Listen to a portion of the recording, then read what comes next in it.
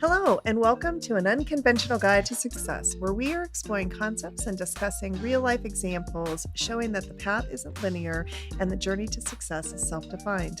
My name is Linda Misegadis, And I'm Scott Montgomery. and we will be your guides. To the studio today, Scott. I'm so excited to have this conversation and welcome all of our listeners out there as we kind of dig in a little bit and talk about how no person is an island. And we're going to kind of focus in on partnerships, relationships, mentors, advisors, and coaches in this first episode of our Guide to Unconventional Success. So, why don't you start out by telling who you are and a little bit about yourself? Sure, I would love to. So, my name is Scott Montgomery. I am a certified leadership coach, certified by the International Coaching Federation. I am a chief customer officer of WorldGate, which is a consulting services firm that implements systems for school districts. And I'm a newly minted author of How Did You Get Here? Lessons of Unconventional Success, Shameless plug. published by a shameless plug, published by Simon and Schuster this past November. Amazing. I'm wondering, could you share a little bit about your background? The title of the show, How Did You Get Here? Yeah. Yeah, it's funny because as I have found success in the different roles that I've carried as a father, as a leadership coach, and then primarily in business as the chief customer officer and partner of WorldGate, it occurred to me that a lot of what I have found in success occurred because of the people I interacted with or the different tools I used to find success, none of which was a degree in college. And I still haven't finished my degree in college. And most people think success is driven by these certain steps that you follow, i.e., a degree in college, of which I think there's value. I have a 2-year degree. I'm pursuing my 4-year degree, but I really found it interesting that people respond to my success with sort of a cocked head. How did you get here? Yeah. You don't have a conventional path to success. That combined with the notion that my brother's recent passing didn't really yield much of a legacy when I went in and emptied his apartment. I found an old photo album. I found a couple knickknacks of his life, but there was no real record of who he was or what he had become as an adult, successful man himself. And during COVID, I sort of sat in that and felt like maybe I want to do something that's a legacy piece as well. Yeah. Something that shares with my family how I have found success, who contributed to it, and the various chapters of that. Yeah. And so it really has multiple purposes. It's really a rich book. It's also a quick, easy read. It's not heavy. You're not slogging around in it. And it has a lot of pieces. So I appreciate you asking, and I'm really excited about this platform because I'm finding as I talk about this book and the chapters, so many people can relate to the unconventional pieces of it, whether it's a degree, whether it's how you climb the corporate ladder, whether it's you found success a different way than was maybe prescribed to you by your parents. Yeah, I think that makes a lot of sense. Well, and what I love about it is that you and I have some similar backgrounds, and we both are on this unconventional path to success because me in the past, they're the same way. Like, are you sure you came from the same family? As your brothers and sister kind of thing. But then people who know me today, when they learn a little bit about my background, they're just like, holy cow, I can't believe that you're doing what you're doing today. And for public sector consulting and senior government strategist for the largest privately owned software company in the world today. And I like to joke a lot about the fact that maybe I've got a PhD from the School of Hard Knocks because you do, Linda. I've known you for 10 years. Yes.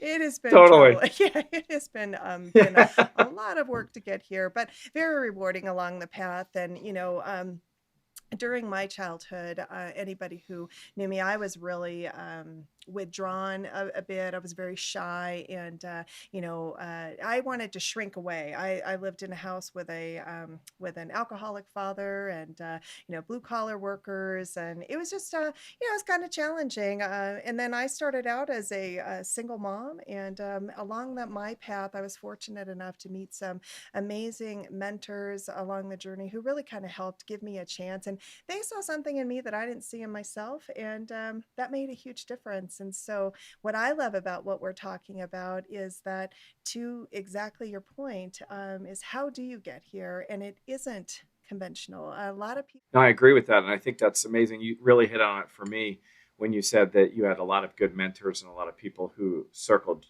your wagons, if you will, around you to help you lift. Yeah, I think that that is really the key to success, and really the key ingredient to how I got here is the people I've been working with for absolutely. 35 years. And it'll be fun to unpack that story.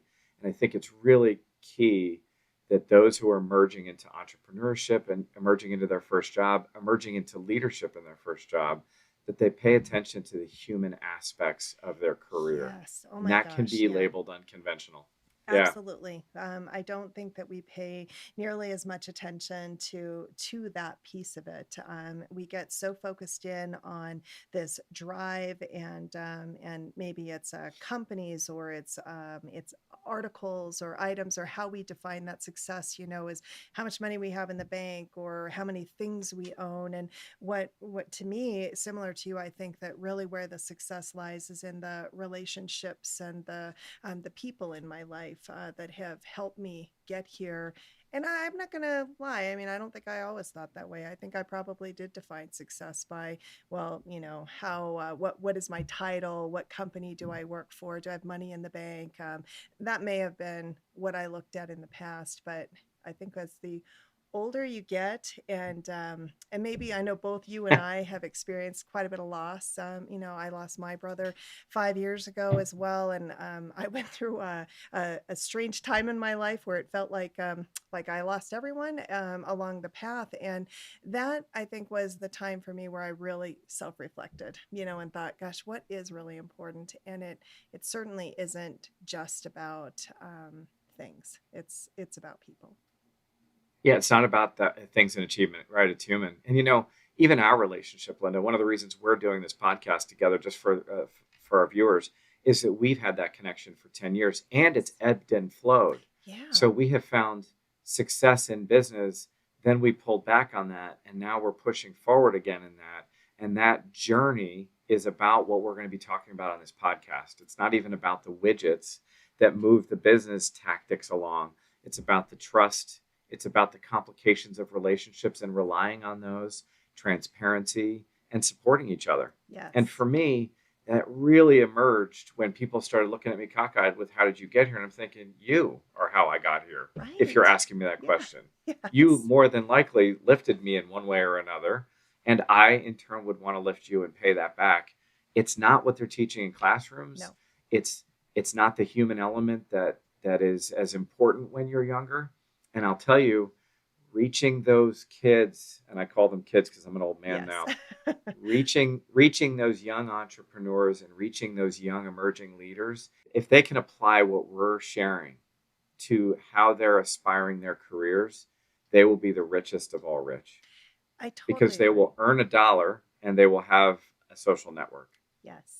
Yes. And that's so important. And I think probably more today than ever, because of technology a bit has kind of that, I think, especially for the younger generation, right? Most of their interactions are in some type of technology platform. So whether they're texting, or now with Teams and Zoom and all of that sort of stuff, but there's not that human connection. And I do think that that is what is missing for younger people today. And I think that this is a great lesson, that it's so important to build that social network and to develop those relationships and partnerships along the way, and that they're real connections, not superficial connections over a social media platform. Because I think that's a lot of what's defining that today. So Well, and so much gets lost in translation. Who puts forward their worst foot on social media? yes.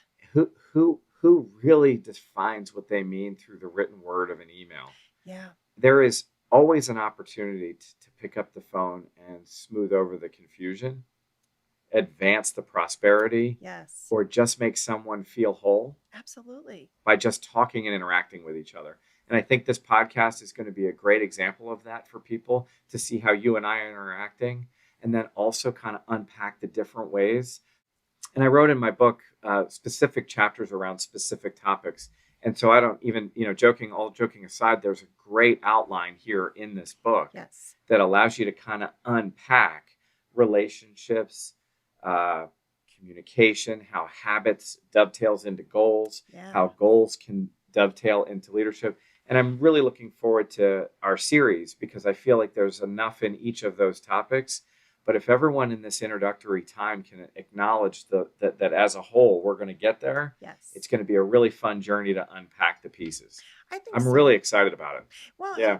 and I Thank you. think the great thing is that you and I are, because we have that human connection, and we want to make Mhm. that human connection with our listeners out there as well. And so they see really that we're real people. It Yeah. wasn't easy to get where we are today, and we're not superstars or billionaires or anything. We're just ordinary people who were on a journey, and along the way we've had roadblocks and hills to climb, and obstacles to get over. I know both of us had very chaotic childhoods, Mhm. and you still have an opportunity to emerge. And I think that's what we want to show is that regular old people can have success as well, and it's all in how you define it, right? So if Mhm. you're fully focused on defining your success as being a superstar, then that's a different path. But I think it is important for everyone out there to recognize that you can be successful at whatever it is that you're doing. I remember defined by the job you have. You really are defined by the people around you and how you view yourself, I think. Boy, that's a beautiful sentiment. I agree wholeheartedly. It's not about paying homage to the people as much as the viewers realizing that those are the rich pieces. Those are what we're defining as success. Yeah. Those Yes. experiences, what you and I share. I mean, I remember in our first interaction, you came to my conference room here in Reston, Yeah. and we talked about how WorldGate could partner with Kronos. And one of my employees was just like ratcheting you about giving us leads that day. And Yes. I remember saying, I'm just going to tell you that I'm going to commit to what I'm seeing right now and let's build on it. Yeah.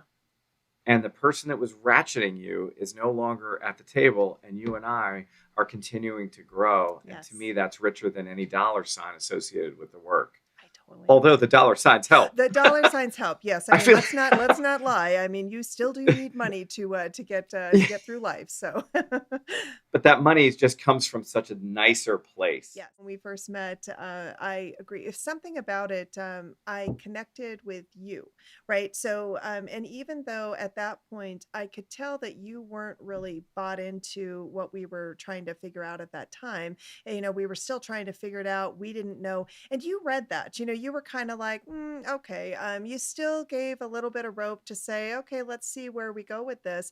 And then, I think that was what was so important to me is that I'm a very real, transparent person, and so are you. And so making that connection, I think, helped us because it's, as you mentioned, in our 10-year journey together, we've had some ebbs and flows in how we have worked together. But because of our relationship and our partnership, we've been able to work through all of it. And we had a time when we decided that it wasn't working because we were on one path and you were on another path, but we stayed in touch with one another. And so when the time was right for us to come back together, it was wonderful, and we just picked up where we left off. Like, it was, you'd never guess that any time had passed between. And I think that's what I value so much about what we've developed over these last 10 years. Yeah, it's really important, and people don't always see that the forest through the trees. No. They're not, in the vision of all of that. I meant what I said. I honor what I say, and in that transparency, I'm going to share where my hurdles lie. We had a few hurdles that sent us in different directions, but then we realized that coming together, we could be stronger and better, and then take the hurdles on together. Yes. And that's a model that is surprisingly not as familiar with all my customers or with all your customers or Yes. employees. And sometimes you just have to really, so that's why I really like this platform in the book, because it sort of spotlights that. I'll self-proclaim I liked how I laid out the book Well, I because think it that's good, and I agree with you. it mounts. It does, yes, it builds on itself, which is, I think, really Yeah. important because it does create, it's a windy path, which is, but it shows you how to get there, and that along the way you are going to have curves in the road and hills and valleys, and that it is not going to just be this straight path forward, and that's how it is. And honestly, I don't know that looking back, that I would have wanted my life to be anything other than what it is. It has been it has been hard, and certainly there are some things where I think, gosh, that would have been nice not to have to experience. But because of all of those experiences and the good people and the bad people that interacted with me throughout my life, I've learned something from every single one of them, and I've taken those lessons with Mhm. me to help me improve and grow in who I am as a human being, I guess. So, How can we get in front of the next generation so that maybe they can learn they have a little softer landing on said topics? yes, yes, Yeah. it's so Yeah. true. There's a woman who I listen to. She's amazing. She's at University of Alabama, Birmingham, and her name is Kristen Scroggins. And she does a lot with what you were saying. There is this idea that we don't have to haze the younger generation. We don't have to Right. force them to go through what we I'd went like to through. sometimes. Right? Yes. Me too. I'm not going to lie. But if we can create a softer landing for them, right? Why can't we help Yeah. them learn the lessons? Because I would say that probably the generation that taught us, they did not believe that. It was kind of like, you're going to learn your own lessons and you're going to suffer through what we suffered through, and that's how you're going to get Yeah. there. And while it definitely made me tough, I mean, I can say I'm very resilient, and there's not too much that I can't bounce back from.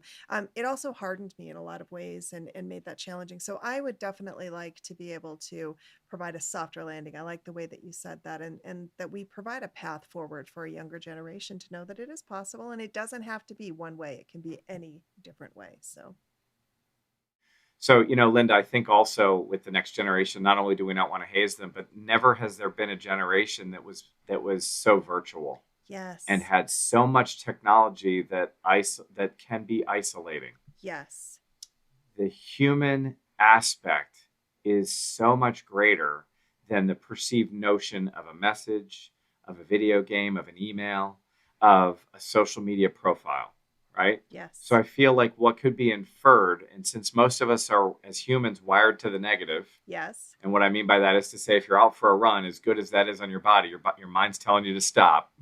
yes. If you're wired for the Very negative true. and you're right, and so if you're listening to those messages and then you're applying them to the virtual messages you're getting, you really lose touch of the Yeah, greater opportunity there, I totally, yeah, because they don't get a softer landing. They're moving at warp speed, they are. and it's humans that created this. This is humans that are going to be at the end of it, Yeah, and humans that are in the middle. So absolutely. if we can get to that human factor, Yeah.